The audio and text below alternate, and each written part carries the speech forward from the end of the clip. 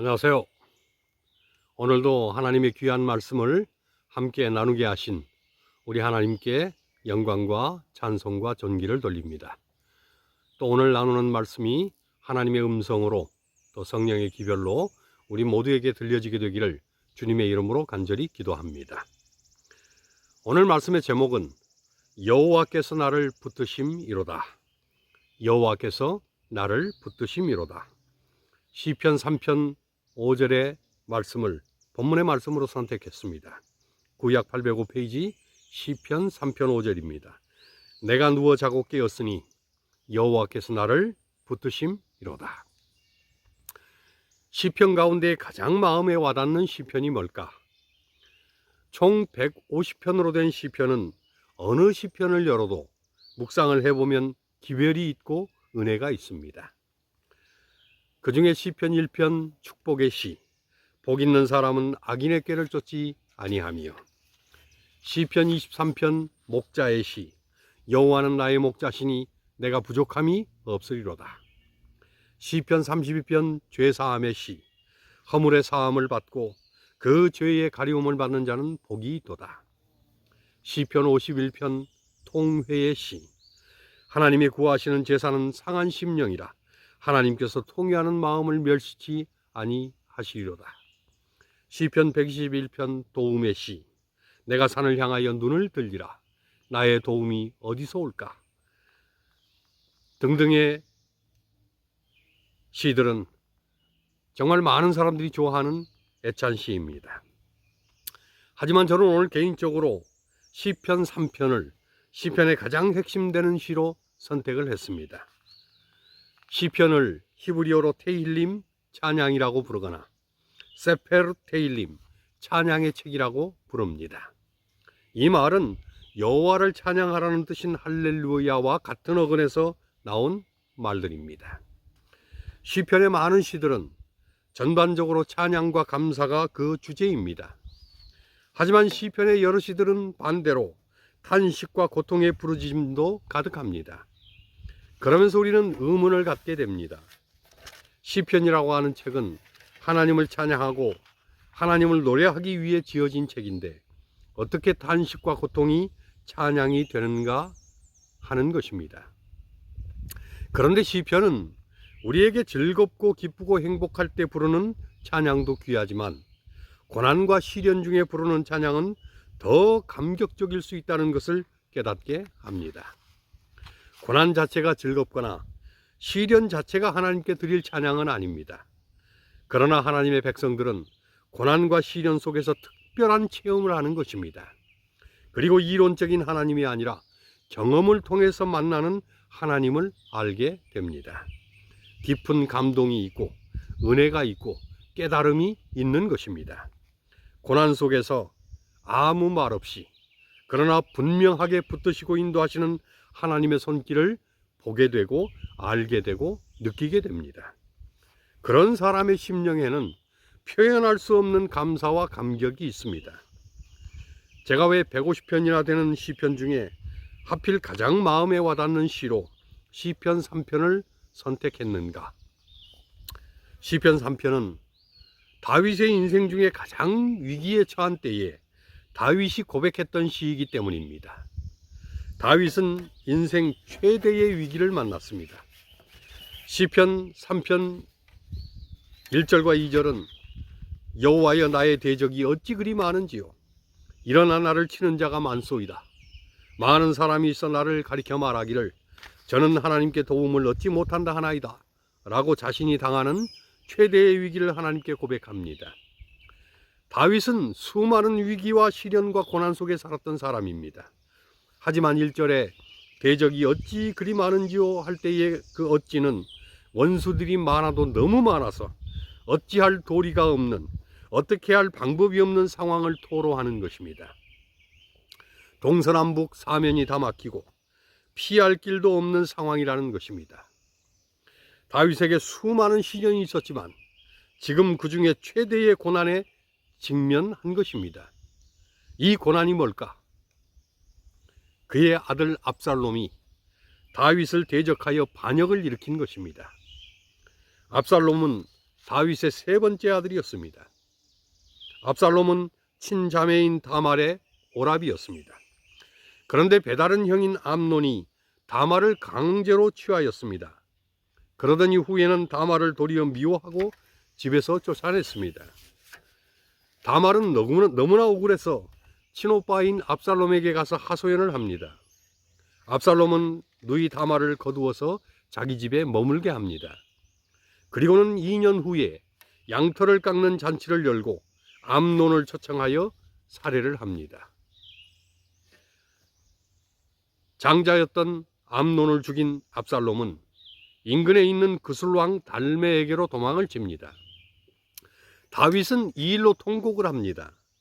하지만 이미 암논은 죽었으니 압살롬을 다시 집으로 오게 하자는 장군 요압의 권고로 다윗은 압살롬을 불러 예루살렘으로 오게 했습니다. 하지만 예루살렘으로 압살롬이 오기는 했지만 그 이후로 다윗은 압살롬을 쳐다보지 않았습니다. 이 일로 인해서 압살롬은 자신의 준수한 용모를 칭송하는 백성들의 마음을 사고 왕의 모사 아히도벨을 끌어들여 반란을 일으켰습니다.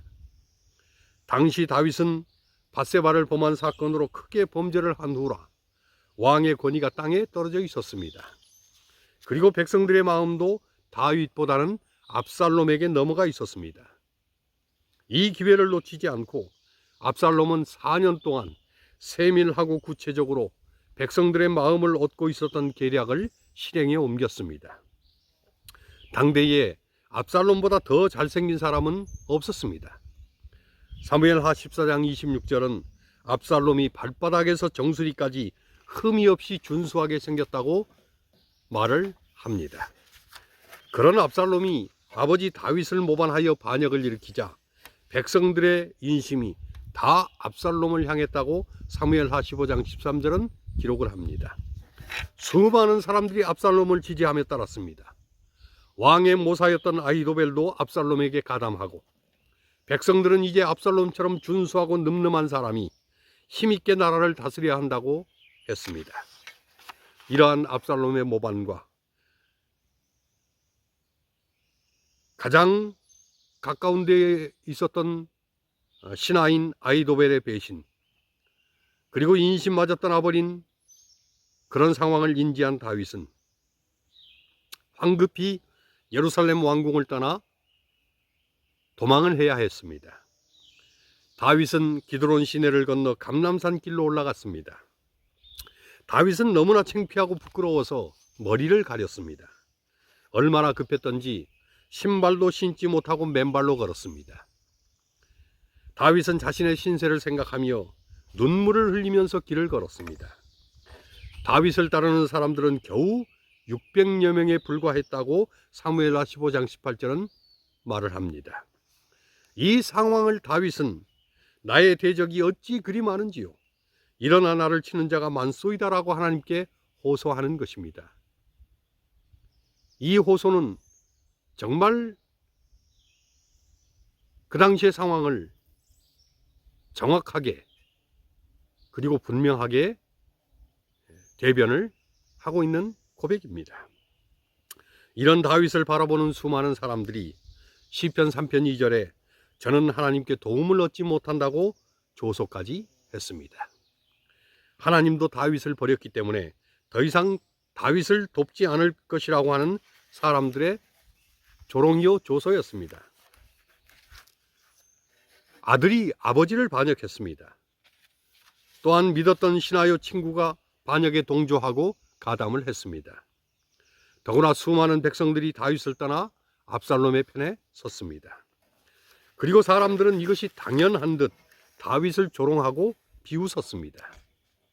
도무지 희망이 없어 보이는 정말 다윗의 인생 가운데에 어떤 것과도 비교할 수 없는 최대의 위기였습니다. 자식에게 쫓겨난 아비로서 고개도 들 수 없고 참으로 참담하고 창피하고 굴욕적인 절망만이 그의 전부였습니다. 그러나 다윗은 하나님께 기도를 했습니다. 위기에 처한 다윗은 절망스러웠지만 낙담하지 않고 그렇다고 사람들에게 도움을 청하지도 않았습니다. 자신의 문제를 조용히 그러나 확실하게 하나님께 가지고 갔습니다. 그리고 하나님께 구했습니다. 3절로 4절의 다윗은 여호와여 주는 나의 방패시요 나의 영광이시요 나의 머리를 드시는 자니이다 라고 했습니다. 내가 나의 목소리로 부르짖으니 하나님께서 그 성산에서 응답하신다고 했습니다. 한글 개역 성경에는 3절이 시작되는 여호와여라는 말 앞에 그러나가 생략되어 있습니다. 하지만 히브리 원문에는 그러나가 있습니다. 이 뜻은 내가 엄청난 위기 중에 있습니다. 그러나 여호와는 나의 방패십니다. 저들이 나를 가리켜 하나님께 도움을 얻지 못한다 하나 그러나 여호와는 나의 영광이요 나의 머리를 드시는 자입니다. 라는 고백입니다. 다윗의 기도에는 그 기도가 응답될 수밖에 없는 이유가 있었습니다. 여호와 하나님이 자신에게 방패이셨기 때문이라는 것입니다. 방패는 하나님의 임재를 상징합니다. 방패가 군인들의 앞을 둘러싸고 보호하듯이 하나님께서 다윗에게 임재하셔서 둘러싸시고 보호하신다는 것입니다. 하나님께서 방패이시기 때문에 누구도 아무도 다윗을 해칠 수 없다는 것입니다. 이것은 그 누구도 하나님을 이길 수 없기 때문입니다. 동시에 하나님은 다윗의 영광이셨기 때문입니다. 다윗이 영광을 돌리는 분은 오직 하나님뿐이셨습니다. 자신이 부끄러운 고난을 당하는 것은 그렇게 중요하지 않았습니다. 그러나 자신의 부끄러움으로 하나님께 욕이 돌아가서는 안 되는 것입니다. 자신이 당하는 고난이 어떻게 결론이 나든 간에 그로 인해서 하나님께 영광을 돌려드려야 된다는 것이 다윗의 믿음이었습니다. 그리고 그렇게 되도록 여호와 하나님께서 자신의 머리를 들게 하시리라는 그 사실을 다윗은 분명히 믿었습니다. 머리를 든다는 것은 부끄러움을 씻고 회복시켜 주심을 의미합니다. 하나님께만 영광을 돌리면 하나님은 머리를 들게 하심을 다윗은 확신을 했습니다. 하나님은 그런 다윗의 기도에 응답하셨습니다. 다윗은 두려워하지 않았습니다. 다윗은 비록 엄청난 위기에 직면했지만 그러나 그 어떤 위기보다도 훨씬 더 크신 하나님의 권능을 확신했습니다. 이것이 바로 다윗이 가진 위대한 신앙의 힘이었습니다. 다윗은 본문 5절 6절에 내가 누워 자고 깨었으니 여호와께서 나를 붙드시기 때문이라고 했습니다. 천만인이 나를 둘러치려 하여도 나는 두려워하지 않는다고 했습니다. 반역한 압살롬은 필시 왕권 때문에 부왕인 아버지를 죽여야 했습니다. 압살롬을 따르던 배신한 신하들도 백성들과 같은 결의를 했을 것입니다. 온 나라가 다윗에게 등을 돌리고 다윗을 따르는 무리는 겨우 600이었습니다. 어느 순간 무너질지 모르는 풍전등화의 위기였습니다. 그러나 다윗은 평안히 자고 누웠다고 했습니다. 평안한 마음으로 깨어서 일어났다고 했습니다. 어떻게 그럴 수 있었을까? 그 마음에 여호와 하나님께서 자신을 붙들어 주신다는 확신이 있었기 때문이었습니다. 비록 천만인이 둘러치고 있어도 만만인이 쫓고 있어도 다윗의 마음에는 평안이 있었습니다. 그 이유는 여호와 하나님의 품 안에 안겨 있기 때문이었습니다. 여호와의 그 방패 되심 그 안에 자신이 머물러 있었기 때문이었습니다. 다윗은 하늘로부터 오는 영적인 힘과 거룩한 능력을 힘입어서 매일을 평안 중에 자고 매일을 평안 중에 깨어났습니다. 이것이 믿음의 마음이고 깊은 확신과 신뢰의 마음인 것입니다. 이런 마음은 용기를 갖게 합니다. 그리고 결국은 하나님의 권능으로 승리를 하게 합니다. 다윗은 궁극적인 승리를 확신했습니다.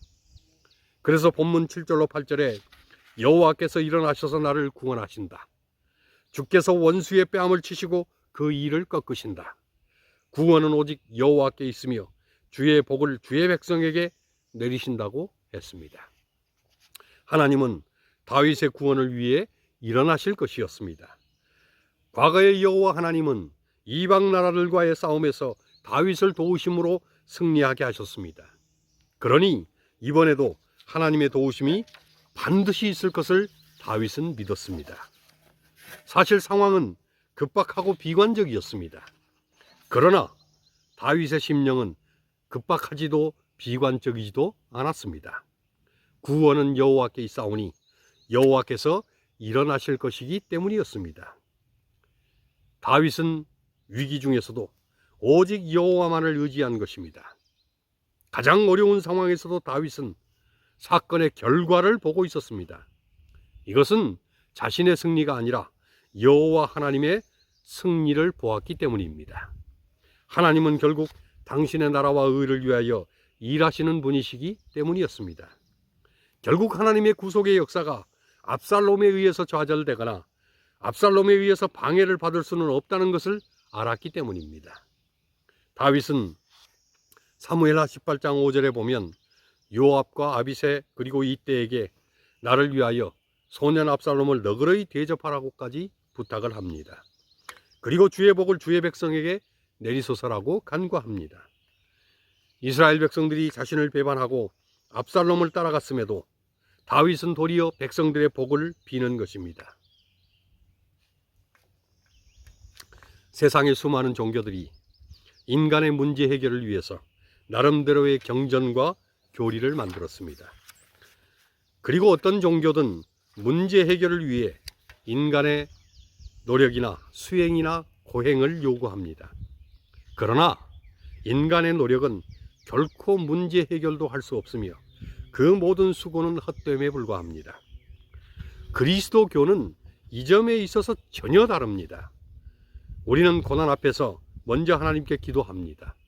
온 우주의 주인이시며 창조의 근본이시며 모든 역사와 섭리를 주장하시는 절대자 앞에 고개를 숙이고 부르짖습니다. 온전히 지켜주시는 하나님을 의지하고 궁극적인 승리가 하나님께 속한 것임을 확신합니다. 온 우주 가운데에 특별히 이 지구는 선악의 대쟁투가 벌어지는 영적인 전쟁터입니다. 사단 마귀의 도전과 모략을 인간은 이길 수도 없고 당해낼 수도 없습니다. 사도 베드로는 그의 서신 베드로전서 5장 8절에 대적 마귀가 우는 사자처럼 삼킬 자를 찾는다고 했습니다. 인간의 힘으로는 감당할 수 없습니다. 그래서 하나님은 시편의 다윗을 통해서 승리할 수 있는 오직 한 길을 계속해서 강조하고 알려주십니다. 다윗의 이 고난의 시편을 통해서 또 다윗의 그의 삶을 통해서 믿음이 무엇인지 하나님을 의지한다는 것이 무엇인지를 우리에게 보여주시는 이유는 우리 역시 같지는 않을지라도 수많은 시련과 고난에 봉착하고 부딪히게 됩니다. 하지만 그 어떤 시련과 어려움 중에 있을지라도 오직 여호와 하나님만이 우리의 방패이시며 우리의 영광이시며 우리의 머리를 드시는 분이시라는 것입니다. 그러므로 상황에 매달리지 말고 하나님께 매달리라는 것입니다. 상황에 휘둘리지 말고 하나님께 맡기라는 것입니다. 상황에 빠져서 허우적거리지 말고 하나님을 신뢰하라는 것입니다.